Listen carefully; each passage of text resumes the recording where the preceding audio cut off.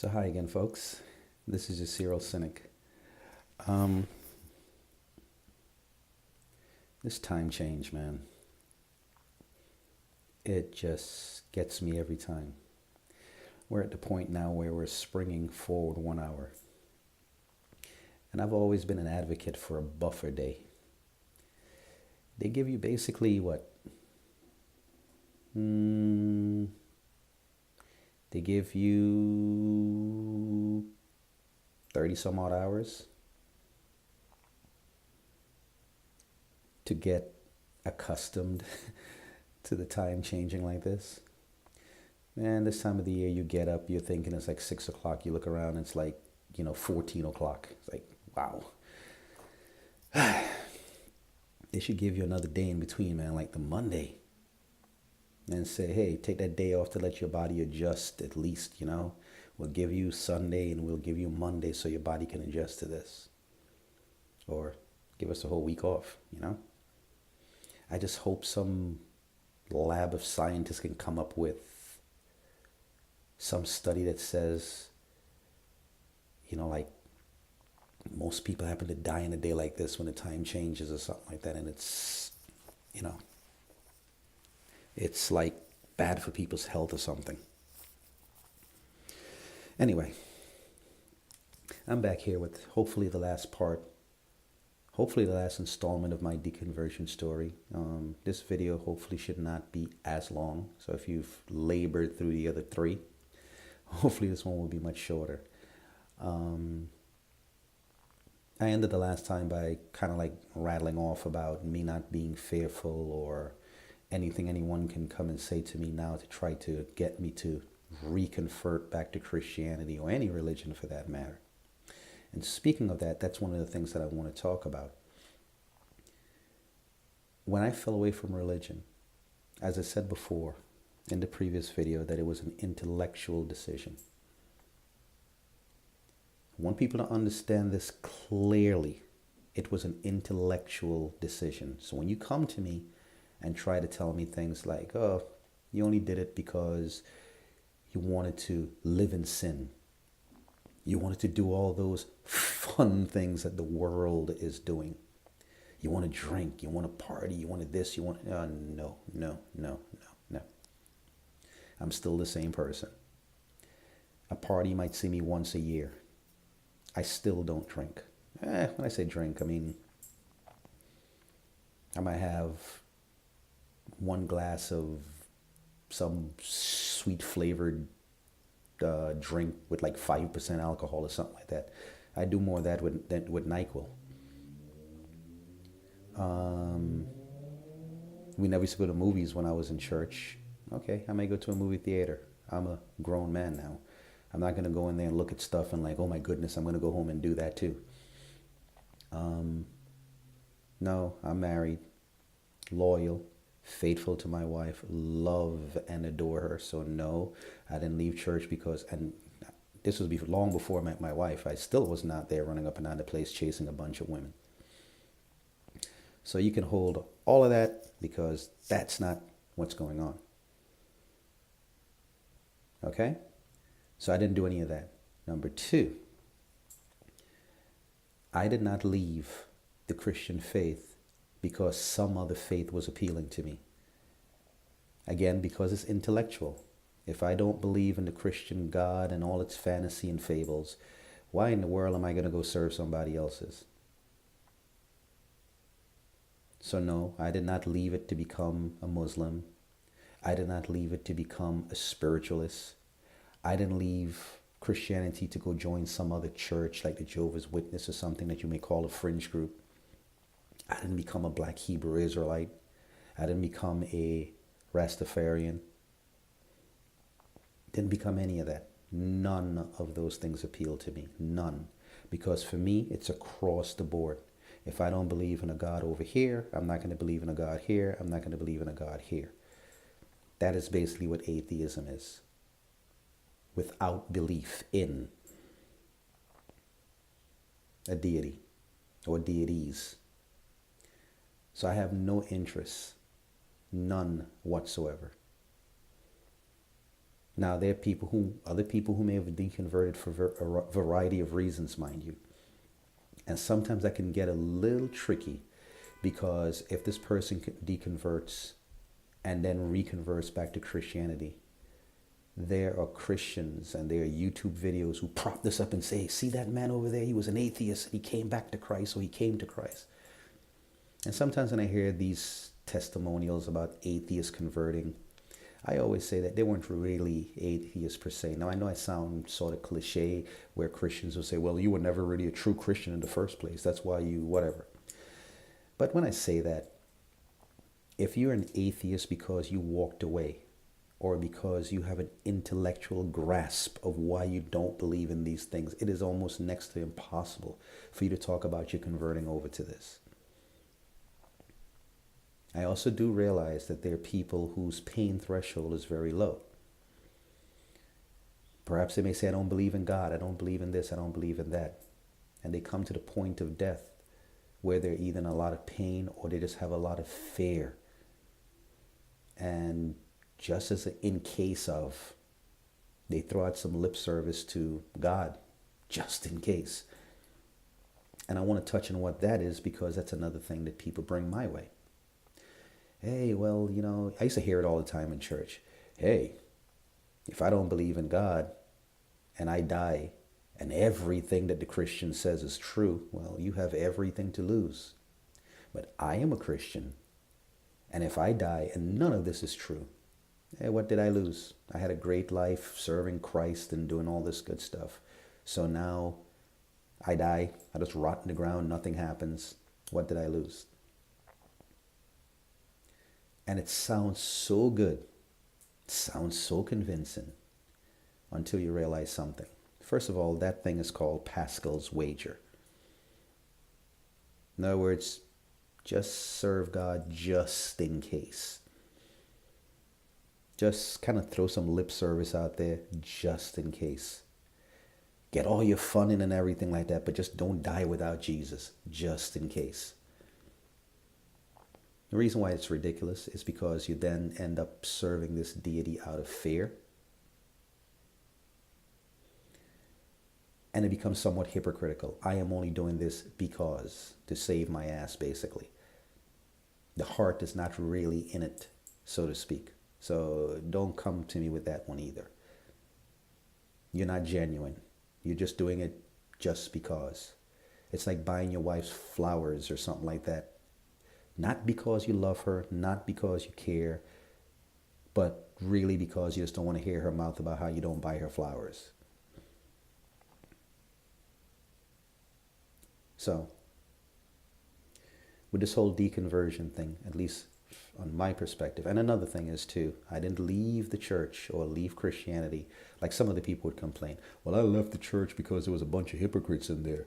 Or, I caught my pastor sleeping with my wife and I was like, oh my goodness, so I'm going to blame God and run out of here. No, that didn't happen to me either. So you can't come to me and say, well, hey, I understand that you had a bad experience at your last church, and I understand you got angry at the pastor, and you probably got angry at all the folks in the church and so forth because you found a lot of hypocrites. You found they were stealing money. But if you come over to our church, oh man, we have a board. Our pastor can't control the money. We vet our board and all this good stuff. So you must come over to our church because we've got it right going on over here. Again, if that's what people want to do, you go to church, you feel happy, you feel it's creating some kind of discipline in you, it gives you some sense of purpose or whatever the case might be, please go ahead and knock yourself out. But for me and many other people who've deconverted from Christianity or Islam or whatever other religion, we've done this because of intellectual reasons.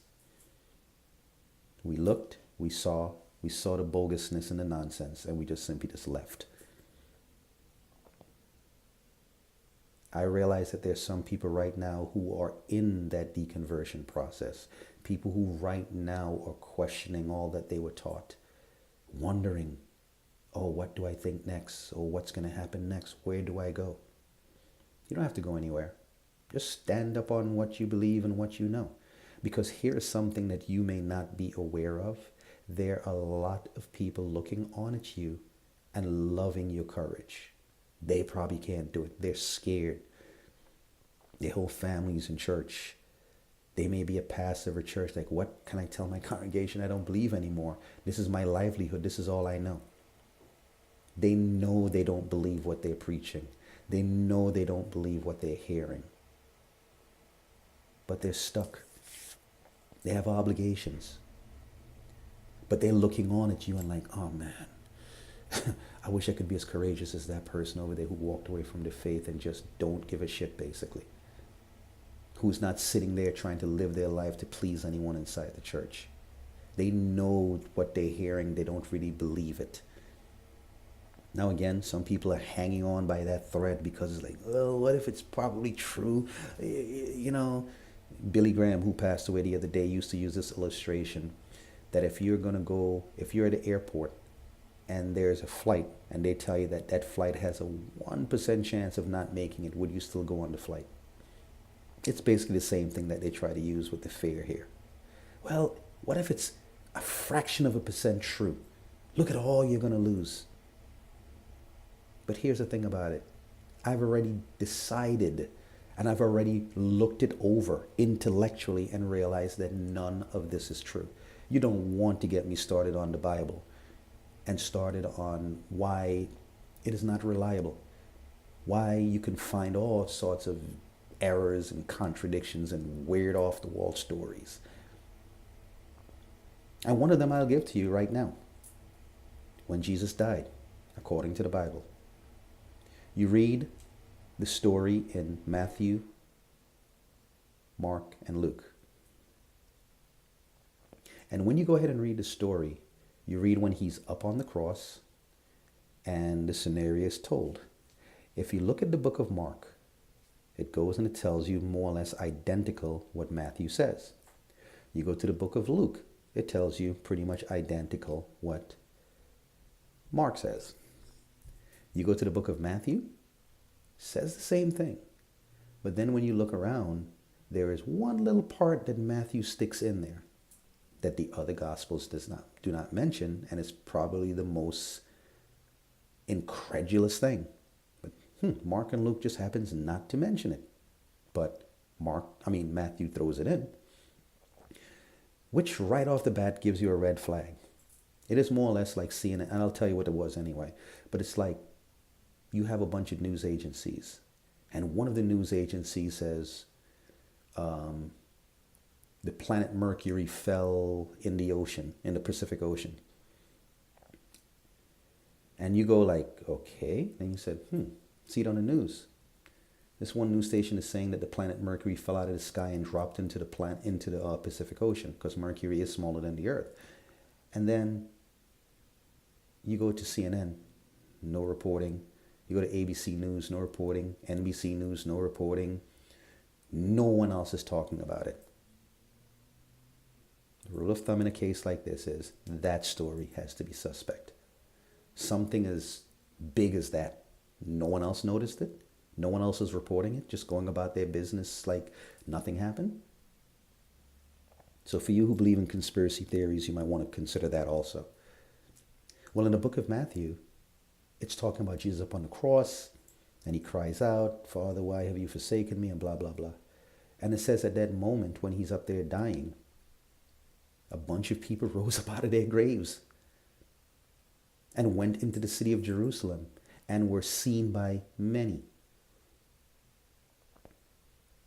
Mark and Luke recounts the same details, but they leave that part out. And the other thing is, we never read anywhere in the Bible where these many zombies that were seen by people, it became any big event. It's not written anywhere else. It's not in the Jerusalem Daily, the Roman Times, the Athens Chronicle, I should say. It's not written anywhere else. It is not mentioned anywhere else in the Bible. It is not mentioned in any of the other Gospels. It's not mentioned in any of the other books beyond the Gospels. There's nothing in history written, hey, you know what, hey, this guy Jesus died and in Jerusalem, he died, and then, man, like 5,000 people got up out of their graves and came in the city and scared the hell out of everybody. You know, Little kids were seeing grandma again. The son was seeing his father again, just rose up out of the grave and came walking into the city. Do you know how big of an event that would be? That has never happened unless you're watching some sci-fi flick like The Walking Dead. But it's not mentioned anywhere else except there. That tells you that there was a writer writing this book of Matthew who figured, how can I even spice this up some more, man? Because remember, Matthew was the writer who was trying to prove that Jesus was the Messiah for the Jews. His argument, his motivation was, I'm going to prove that this guy is really the Messiah. And he just gets a little carried away in his hallucinations or whatever the hell was wrong with him, and decided to throw that story in like no one is going to notice this. No one is going to notice that you're mentioning a bunch of zombies getting up out of their graves and walking into the holy city, Jerusalem, and being seen by many. Like that's just going to slip by. Like we're going to pretend like you didn't put that in there. That is one example of what I'm talking about.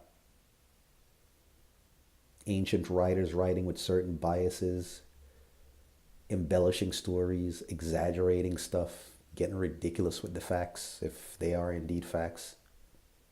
Things like that. And there are other places in the Bible I can go to point out other things that just make you like, what? And this is the same Bible I read cover to cover 4 times. And again, because my mind was in a state of believing what was already told to me, I wasn't questioning. There's a big difference. When you start to put on the questioning up here, the Bible seems a little bit different. When you're just reading it because you've already believed it, it's a foregone conclusion, you don't see it.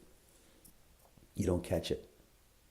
Because you start off with the premise that this is the Word of God. It is the absolute perfect divine Word of God that He revealed to holy men who wrote this down. So you're thinking, well, nothing in here could be wrong, man. So you already start off with that premise. Already start off with that bias. But when you look at the book like you're reading a newspaper or you're looking at a story on the internet and you start off by, okay, let me see if this, you look down, doctor says he can cure people with his farts. Must be true. No, that's not how you approach those things, right? First thing is like skepticism pops up. It's part of our evolution. What? Who's this doctor? Let me check him out. Let me see his credentials. Anyone else saying this? Is this peer reviewed? Or other doctors farting and curing people of their diseases? No? Well, okay, this guy might just be talking a bunch of crock. So, as I said before, I was going to try to make this video as long. I was trying to keep it under 20 minutes. I was actually trying to keep it under 10. But if you're out there and you're considering deconversion, I can't tell you what to do with your life or whatever the case might be. But if that's what you feel, stop pretending. Stop hiding behind your fear. Stop hiding behind the facade. I know you may stand to lose certain things and so forth, but if it's not making you happy to be doing all this pretending, just like a marriage, walk away. Leave it alone. You're just going to drive yourself crazy.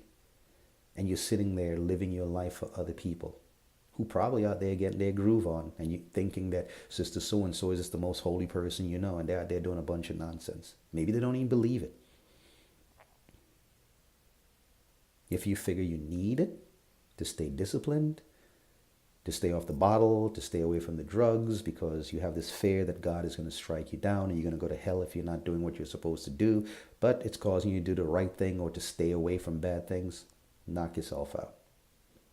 But for those of you who doubt this thing heavily, can't believe it, torn, conflicted, there's a lot of us out here like you. A lot of us who have walked away and have not looked back. You'll be all right. Take it easy. And hopefully this is the last of this installment. Take care. Subscribe. Like the video. Share it with your friends. Mull it over. Share it with your Facebook pages, Instagram, or whatever. I don't mind. And subscribe to the page also, okay? Have yourself a good day. And this again was your Serial Cynic. Take care.